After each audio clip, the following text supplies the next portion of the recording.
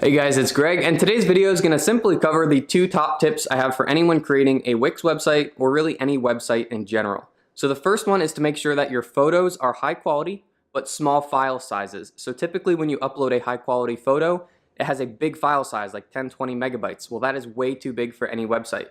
So what you have to do is upload that photo, the big one, into compressor.io. It's just a website, and it compresses your photo and makes it smaller. So typically it'll be under 1 megabyte for that same quality photo. Then upload those photos, the smaller ones, to Wix or to your website.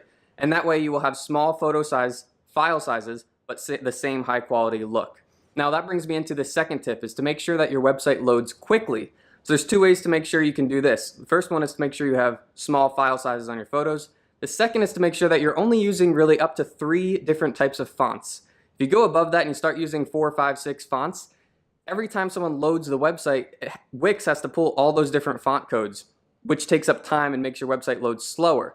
So kind of the underlying reason why you want to make your website load fast, Google likes it. So Google will rank you higher on the first page if your website loads faster than all the other guys. So those are the two tips, and hopefully that helps you guys. As always, I've got my Wix referral code in the description. So if you're going to make a website, it's the same thing as you would normally go to Wix.com, same process for you, but it gives me a small commission down the road if you decide to keep the website. So I really do appreciate that, and no pressure, you don't have to use that link. The other thing too is if you need a full website, Wix website tutorial on how to put together your entire template, I have another link I'll link to in the description, and it's like a 50-minute tutorial on picking your template, customizing it, all the way to publishing it.